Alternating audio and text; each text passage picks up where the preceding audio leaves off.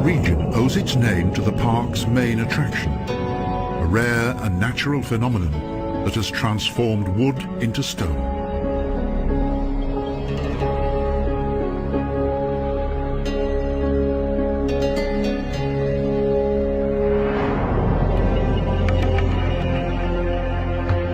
These rocks are reminiscent of fallen trees. In fact, they are ancient formations of stone. But how could wood possibly be turned into stone?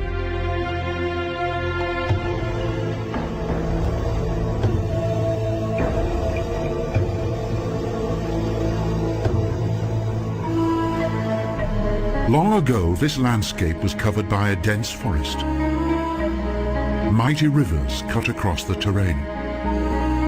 Water caused by heavy flooding in the deep quagmire of the swamp, and having, in effect, been hermetically sealed, the trees were subsequently covered by layers of sediment. Thus, their further decomposition was halted, and the petrification process began.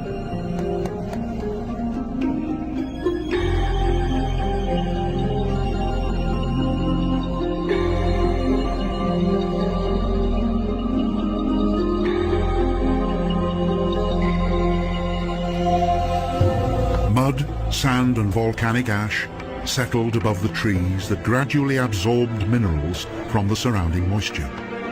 Thus, hundreds of fossil trunks developed that today are scattered across the prairie.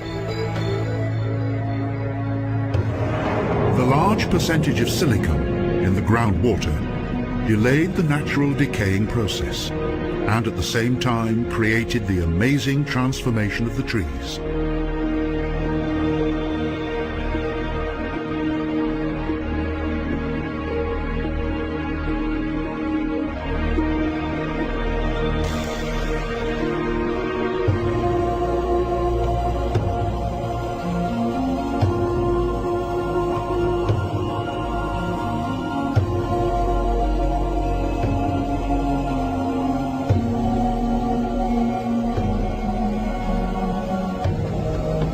Today, the petrified forests, formerly tall conifers, are the most common examples of this stone world of plants that dates back to prehistory.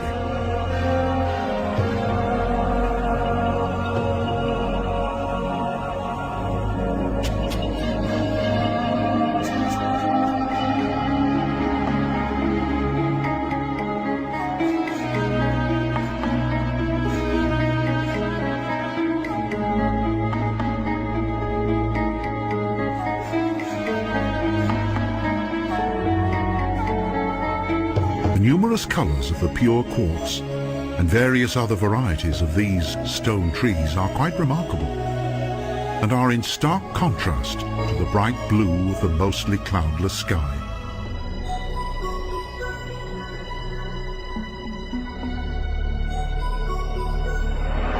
There are hundreds of thousands of fossilized wood specimens that lie in close proximity with one another.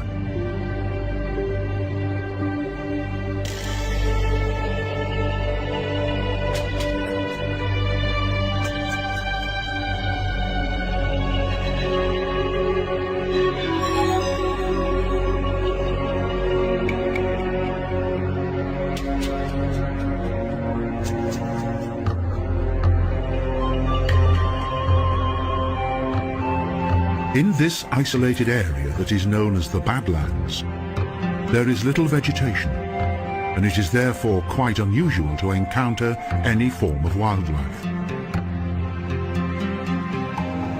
Illuminated by the sunlight, the petrified tree trunks and their glossy red appearance have always been the subject of fantasy and imagination.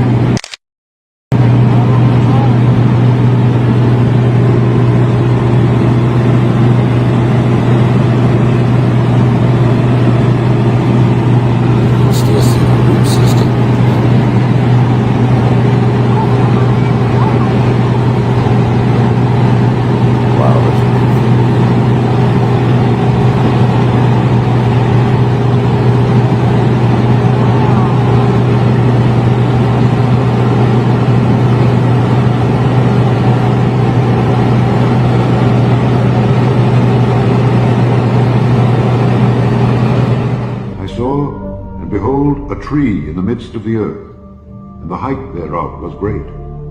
The tree grew and was strong, and the height thereof reached unto heaven, and the sight thereof to the end of all the earth. The leaves thereof were fair, and the fruit thereof much, and in it was meat for all. The beasts of the field had shadow under it, and the fowls of the heaven dwelt in the boughs thereof, and all flesh was fed of it. I saw in the visions of my head upon my bed, and behold, a watcher and an holy one came down from heaven. He cried aloud and said thus, Hew down the tree and cut off his branches, shake off his leaves and scatter his fruit. Let the beasts get away from under it, and the fowls from his branches. Nevertheless, leave the stump of his roots in the earth, even with a band of iron and brass in the tender grass of the field. And let it be wet with the dew of heaven, and let his portion be with the beasts in the grass of the earth.